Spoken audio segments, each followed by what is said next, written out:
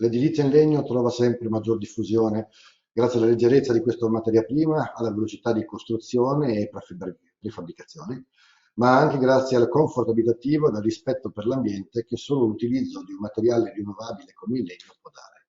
Chi sceglie un edificio in legno ricerca un sistema costruttivo sicuro, protetto, che garantisca la durabilità nel tempo, un ambiente confortevole e privo di sostanze dannose per la salute, un design che rispecchi le proprie aspettative da tradizionale a moderno, utilizzo di materiali complementari che anch'essi non impattino sull'ecosistema. In particolare, però, la durabilità della struttura in legno sulla quale il committente finale pone maggiormente la sua attenzione. In Italia siamo abituati a costruire con il mattone e il calcestruzzo armato e c'è ancora una diffidenza notevole sull'effettiva capacità di resistere nel tempo di una struttura costruita in legno. A tal proposito è fondamentale evidenziare che il legno è uno dei materiali da costruzione più antichi utilizzati dall'uomo. Ancora oggi esistono edifici secolari che testimoniano l'eccellente qualità e la straordinaria durata di questo materiale. Queste strutture, che hanno resistito alla prova del tempo, rappresentano un chiaro esempio della robustezza e della versatilità del legno. Tuttavia, come qualsiasi altro materiale da costruzione, anche il legno richiede una protezione e una manutenzione adeguata nel corso del tempo. Il legno esposto agli agenti esterni può essere soggetto all'attacco di agenti biologici come funghi, insetti xilofagi, nonché all'azione degli agenti atmosferici come i raggi solari e l'umidità. Quando il tasso di umidità del legno supera il 22%, diventa vulnerabile all'attacco dei funghi che possono influire sul suo aspetto estetico, come per esempio i funghi decoloranti, che sono l'azzurramento e le muffe, sia sulla stabilità strutturale, come i funghi distruttori. Tra questi il più comune è il fungo delle case, ma in condizioni di umidità superiore il legno può anche sviluppare carie soffice o carie bruna. Gli insetti xilofagi, inoltre, possono danneggiare ulteriormente il legno nutrendosi delle sue fibre. Per le strutture esposte completamente agli agenti atmosferici occorre considerare anche l'effetto dei raggi infrarossi che possono surriscaldare la superficie del legno e di conseguenza causare le spaccature e la fuoriuscita di essenze estrattive del legno. Poi c'è l'acqua e l'umidità che non solo possono favorire la prolificazione dei funghi distruttori, ma sono anche causa dei rigonfiamenti e delle deformazioni del legno. E poi ci sono i raggi UV che degradano la lignina trasformandola da solida, diciamo, polverosa, con conseguente dilavamento nel tempo. Per ogni problema, però, esiste una soluzione. Tutto parte da una corretta progettazione che può essere ulteriormente supportata dall'utilizzo di prodotti specifici e tecnologicamente avanzati, dotati di certificazioni che ne attestino l'efficacia. Oggi, al giorno d'oggi, non è più sufficiente affidarsi a promesse generiche. È essenziale verificare che i prodotti utilizzati siano conformi alle normative vigenti e garantiscano le prestazioni richieste. Il progettista ha un ruolo fondamentale nel definire non solo la durata di vita prevista da una struttura in legno, ma anche nell'adottare tutte le misure necessarie per garantire che questa aspettativa sia soddisfatta. Questo processo inizia con una progettazione accurata e l'implementazione di un piano di manutenzione efficace. Nella fase di progettazione il progettista ha l'opportunità di incorporare l'utilizzo di prodotti specifici che possono migliorare la durabilità e la resistenza della struttura agli agenti biologici. Questo è un punto cruciale perché la protezione contro questi agenti richiede un approccio olistico e ben ponderato. Per assicurarsi che le misure adottate siano adeguate, possiamo affidarci a normative europee ben definite. Queste norme forniscono linee guida chiare su come proteggere correttamente le strutture in legno dagli agenti biologici. Seguendo queste direttive, i progettisti possono scegliere i trattamenti più appropriati e i materiali più resistenti, assicurandosi così la longevità e la sicurezza della costruzione in legno. In sintesi, il progettista non solo predispone la struttura a una lunga durata attraverso una progettazione intelligente, ma guida anche l'intero processo di manutenzione e protezione, garantendo che ogni aspetto della costruzione sia in linea con gli standard di sicurezza e durabilità richiesti. La metodologia decisionale dello scegliere il tipo di trattamento del legno più adatto per un certo ambiente di utilizzo è piuttosto diretta, ma richiede attenzione al dettaglio. Il processo può essere suddiviso in diverse fasi chiave. Iniziamo con la valutazione delle prestazioni, considerando la prestazione che il componente del legno deve offrire. Questo include la resistenza strutturale, la durabilità e la resistenza agli agenti atmosferici. Tra gli altri fattori, Successivamente determiniamo l'utilizzo specifico del componente di legno. Questo passaggio è cruciale perché ci permette di valutare gli agenti biologici che potrebbero minacciarlo come funghi, insetti o anche l'esposizione all'acqua. A questo punto valutiamo se la durabilità naturale del legno scelto è sufficiente per resistere agli agenti biologici identificati. Se non lo è, consideriamo l'opzione di un trattamento preservante. Infine selezioniamo il materiale e il trattamento. Se il legno naturale non è adeguato, dobbiamo decidere se selezionare una specie di legno più durabile, o optare per soluzioni alternative di progettazioni che possono offrire una maggiore protezione o, se necessario, optare per un trattamento preservante. Selezionare quello più adatto a combattere gli specifici effetti agenti biologici identificati. In conclusione, la scelta del legno e dei trattamenti è guidata principalmente dall'ambiente finale di utilizzo, che del componente degli specifici rischi biologici che potrebbero comprometterne l'integrità e la funzionalità. Per determinare se un componente di legno è idoneo per l'uso previsto, è fondamentale iniziare classificando il prodotto secondo le classi di utilizzo delineate dalla norma EN 335. Questo standard europeo valuta il rischio associato al legno e ai prodotti a base di legno in relazione alla loro esposizione e agli agenti biologici degradanti, come funghi e insetti. La classificazione secondo la EN 335 è cruciale per identificare l'intensità e il tipo di esposizione ambientale a cui il legno sarà sottoposto. Ogni classe aiuta a determinare il tipo di trattamento preservante necessario per proteggere il legno in specifiche condizioni ambientali. Le classi di utilizzo sono 5.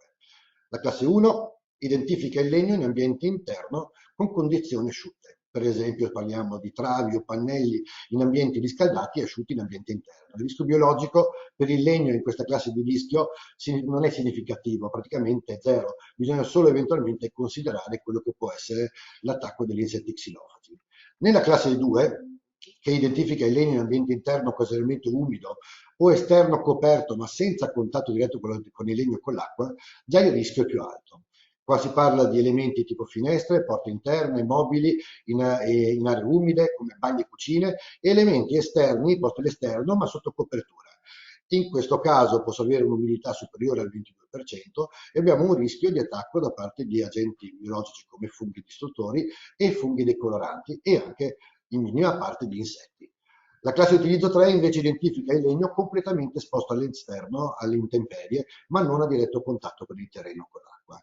In questo caso parliamo sempre di travi esterne, rivestimenti, cancelli, mobili al giardino, sempre non a contatto con il terreno o con l'acqua. I rischi biologici sono di attacco da parte di funghi, insetti, funghi distruttori e insetti distruttori, nonché funghi decoloranti, e chiaramente avendo un'esposizione completa alle intemperie va considerato anche quello che è l'attacco climatico, quindi dal sole e dall'acqua.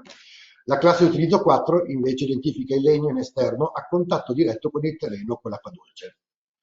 Qui abbiamo a che fare con i paletti, quelli che vanno messi nei recinti o i pontili o strutture in giardino e rido giardino, quindi parliamo anche di parchi giochi. Il rischio biologico in questo caso è molto più elevato di una classe 3, qui parliamo di umidità superiore, quindi la possibilità di avere un degrado da marciume, quindi carie soffici e carie brune, oltre a quello che è l'attacco da parte di insetti. La classe 5 invece identifica il legno in esterno a contatto con l'acqua salata. Qui parliamo delle classiche palafitte tipo Venezia o anche di elementi di una barca a contatto con l'acqua e in questo caso, oltre a tutti i rischi che abbiamo visto nella classe 4, dobbiamo considerare anche l'aggressione da parte di organismi marini. Ogni classe di rischio richiede specifici trattamenti preservanti per assicurare che il legno mantenga la sua integrità e funzionalità nel tempo. La scelta del trattamento appropriato basata su queste classi è essenziale per garantire la durabilità e la sicurezza delle strutture in legno. Conoscere le classi di utilizzo è un fattore essenziale per aiutare il progettista e il costruttore nella scelta dei materiali e trattamenti più appropriati, assicurando così la durabilità e la longevità del legno in vari contesti di utilizzo. Implementando questa normativa si garantisce che il legno possa resistere efficacemente agli agenti degradanti, preservando la sua qualità strutturale e estetica nel tempo. Il progettista ha la possibilità di evitare l'impiego di trattamenti preservanti, optando per specie di legno naturalmente più resistenti o adottando strategie di protezione costruttiva che migliorino la resistenza del legno agli agenti esterni modificando così la sua classe di utilizzo secondo la normativa vigente. La norma EN 350 fornisce un elenco dettagliato delle principali specie legnose, indicando la loro durabilità naturale. Nelle nostre zone, ad esempio, sono comunemente impiegati il legno di abete e il di larice. Queste conifere, tuttavia, non sono particolarmente note per la loro durabilità, specialmente se esposte a condizioni di umidità. Pertanto, se utilizzate in ambienti umidi, è essenziale proteggerle adeguatamente per preservarne l'integrità e funzionalità nel tempo. Infine si arriva alla selezione del prodotto per la protezione del legno, che diventa un processo più diretto e sicuro quando si opta per prodotti specifici conformi al regolamento biocidi Biocide Product Regulation. Questo regolamento è fondamentale perché regola l'immissione sul mercato di prodotti protettivi per il legno, garantendo in primis l'efficacia di questi prodotti. L'efficacia dei trattamenti per il legno è attestata a conformità alla normativa EN 599, che specifica i criteri per valutare la performance dei preservanti del legno sotto varie condizioni espositive. Quando un progetto specifica in un capitolato la classe di utilizzo adeguata e richiede l'impiego di prodotti registrati secondo BPR, si garantisce non solo la conformità alle normative vigenti, ma anche l'efficacia del trattamento impiegato. Questo approccio assicura che la protezione del legno sia affidabile e duratura, contribuendo a mantenere l'integrità strutturale del materiale nel corso del tempo. Dunque, comprendere e applicare le norme nel contesto della selezione dei prodotti preservanti è cruciale per il successo di qualsiasi progetto che prevede l'uso di legno in ambienti esposti a potenziale degradazione. Come premesso all'inizio di questa intervista, chi acquista una struttura in legno non richiede soltanto che sia sicura e durevole, ma ha alte aspettative relative sia al comfort abitativo che all'impatto sulla natura, che anche di carattere estetico. Con il legno non si costruiscono soltanto le baite in montagna. Oggi i progettisti osano sempre più con forme e colori. Un ciclo verniciante protettivo in esterno per una struttura a parziale stabilità dimensionale si compone idealmente da tre fasi. L'utilizzo di un fondo protettivo adeguato alla classe di utilizzo e registrato secondo BPR, come abbiamo visto prima, un impregnante protettivo colorato resistente alle intemperie e una finitura a poro aperto che aumenti la resistenza alle intemperie fornendo riparo dai raggi UV. Un ciclo così composto permette intervalli di manutenzione elevati e soprattutto facilita la manutenzione poiché non pellicolando non incorre in problemi di sfogliamento e protegge dal dilavamento dei principi attivi. Qui vediamo una carrellata di alcuni lavori con cicli ove è stata richiesta la massima protezione. Per questa facciata in larice è stato chiesto un ciclo in colore, considerando che la maggior parte della protezione del raggio UV viene fornita dai pigmenti, ovvero dagli ossidi di ferro che servono per creare le tinte legno. Avere un ciclo completamente incolore che raggiungesse e passasse i 3 anni di durata in massima esposizione senza alcuna manutenzione è stata una sfida. Ma nella nostra gamma abbiamo un ciclo che è stato testato presso Holzforschung Austria ed è riuscito un migliore aspetto estetico dopo 3 anni di esposizione in un raffronto con vari altri prodotti della nostra concorrenza.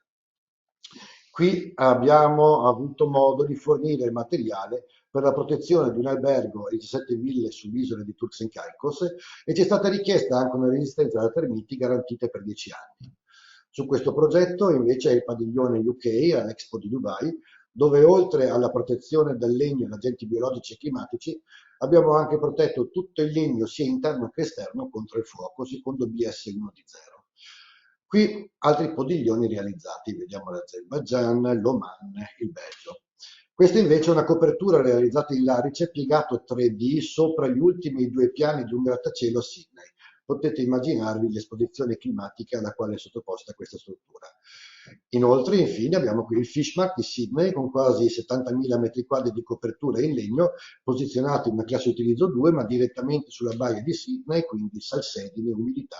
Potete immaginare qual è la situazione climatica anche in questo caso.